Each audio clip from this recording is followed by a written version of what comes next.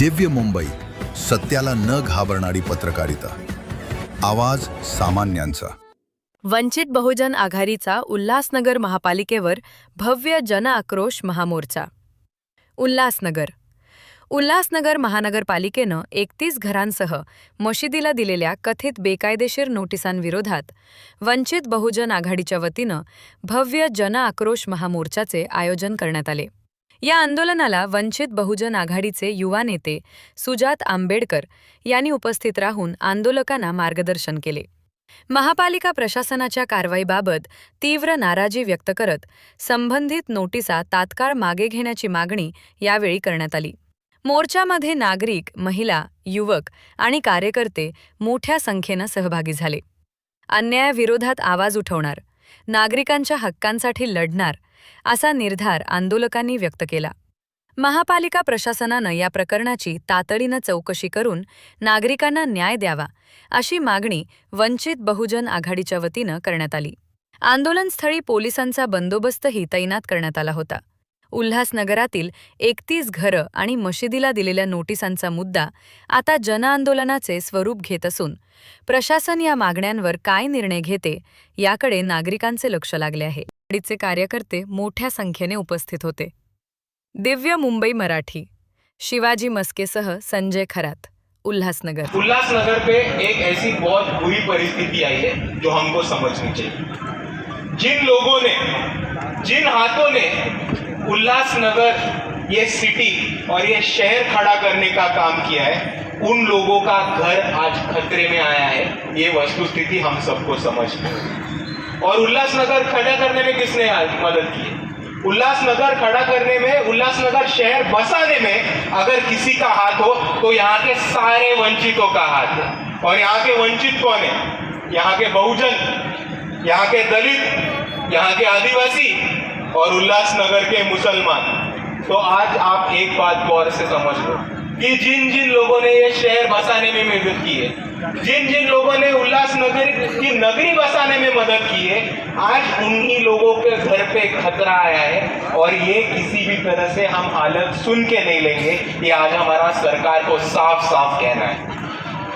दूसरी तरफ भाइयों, आप ये समझ लो कि जिन लोगों ने मेहनत की थी, जिन लोगों की वजह से आज ये शहर बढ़ा है, जिन लोगों के वजह से आज यहाँ पे महानगर पालिका की स्टेटस आई है, जिन लोगों के वजह से आज यहाँ पे इतने सारे दुकान, शॉप्स, इंडस्ट्रीज आए, उन लोगों के अगर घर पे गदा चलती है, बुलडोजर चलते हैं और उनके घर गिरते हैं, तो हम उल्लासनगर के नागरिक बोलने के लायक नहीं है और काबिल नहीं है. और इसीलिए मैं आप सभी को इतनी ही विनती करने आज आया हूँ कि अगर किसी एक का भी घर गिरता है तो समझ लो कि उसके बाद वाला घर हमारा है. तो पहला घर बचाओगे गिरने से तो तुम्हारा घर बचेगा गिरने से. खिलाएंगे ना बुलाए आपके आए हैं, ना निकाले आपके जाएंगे.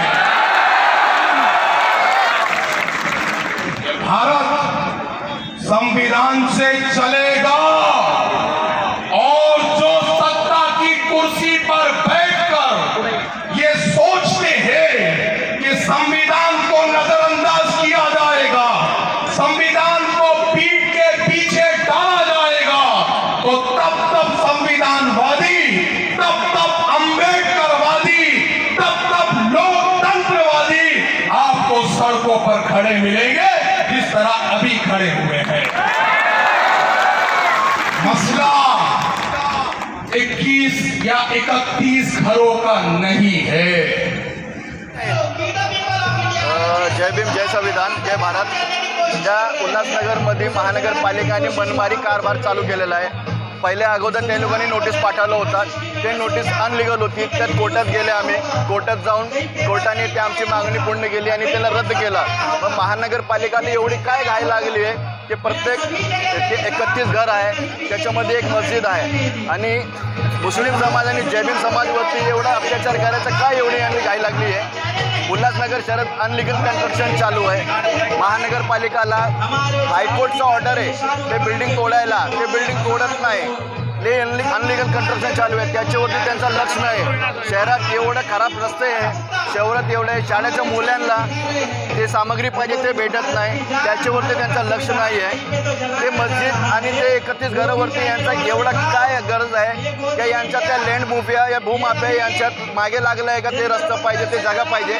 त्या मला असं वाटतं की महानगरपालिका आणि महानगरपालिकाचे अधिकारी त्याच्यामध्ये इन्व्हॉल्व आहे. आपण जर परिस्थिती बघितली तर उल्हासनगरमध्ये आज 31 घरांना आणि एका मस्जिदीला नोटीस दिली गेली.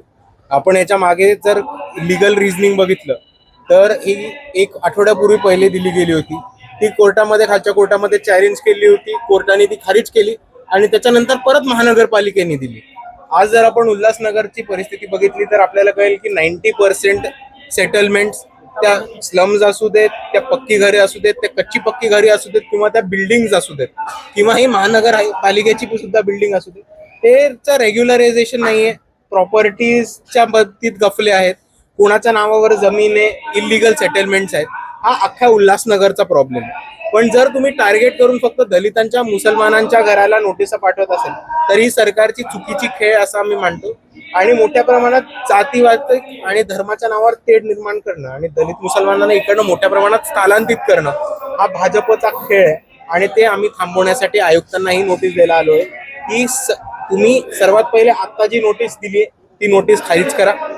दुसऱ्या बाजूला धर्मस्थळ असतील, मस्जिद असतील, मंदिरं असतील, गुरुद्वारे असतील, चर्च असतील, बुद्ध विहारे असतील, या सगळ्यांना एका रेग्युलरायझेशनच्या मीटिंगमध्ये यांना स्पेशल विंडो करून द्या. आणि जुने जितकी पण धर्मस्थळ आहेत उल्हासनगरमध्ये त्याच्यापैकी कशालाही हात नका लागू दे.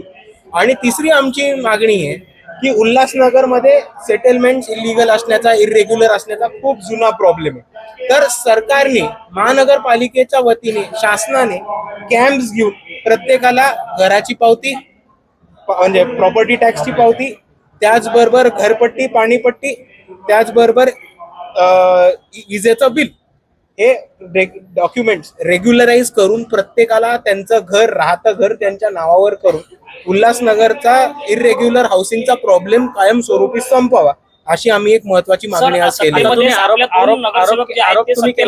आरोप केला तुम्ही की भाजपानं या ठिकाणी, भाजप जे आहे अधिकारी त्यांच्या दबावाखाली काम करून ही नोटीस त्यांनी बजावली. कोणत्या नेत्याने हे केलं असेल असं तुम्हाला वाटतं? डायरेक्ट वरती आहे आमचा इशारा. सर, सत्तेमध्ये आपले 2 जे नगरसेवक आहेत ते सहभागी आहेत, त्यांनी ते यावरती आवाज उठवत नाहीयेत, काय नेमकं? सत्तेमध्ये असलेले नगरसेवक नक्कीच याच्यावरती आवाज उचलतील. जर त्यांनी आवाज नाही उचलला तर त्यांच्याकडे पक्षाच्या वतीने व्हीप नक्कीच लागू केला जाईल. आश्वासन काय दिलं? आयुक्त नव्हत्या, आम्ही त्यांच्या डेप्युटींना दिलोय. डेप्युटी हो म्हणण्याशिवाय तसंही पुढे काही करत नाहीत, ते तुम्हाला माझ्याहून चांगलं माहिती आहे. सर, महानगरपालिकेच्या हद्दीमध्ये सेंट्रल ऑफिस समोरचे अनिल परब यांनी जो भूखंड आजच्या प्रकरणावरती बोला. सर, आता हे 2 नगरसेवक पालिकेमध्ये महासभेत हा विषय घेणार का? 100% नाही घेतला तर पक्ष त्यांच्यावर व्हीप लागू करेल. ही जी मस्जिद आहे ती कोणत्याही रिझर्वेशन मध्ये किंवा पालिकेच्या जागेवर नाहीये, तरी पालिका का मागे लागली मस्जिद? ते तुम्ही पालिकेला विचारा. सर, आता भूमिका काय असेल? पालिकेनं जर तुम्हाला समाधानकारक उत्तर दिलं नाही तर आंदोलनाचं स्वरूप मोठं करू. आता हे फक्त एका चौकापुरती झालंय, ते शहरभर घेऊन जाऊ, जिल्हाभर घेऊन जाऊ. आणि असंच जर राहिलं तर हा प्रश्न आपण जर बघितला तर फक्त उल्हासनगरचा नाही, हा बऱ्याच शहरांमध्ये हा प्रॉब्लेम आता उभा राहिलाय. तर हे आंदोलन महाराष्ट्रव्यापी करण्याचं काम वंचित बहुजन आघाडी नक्की करेल.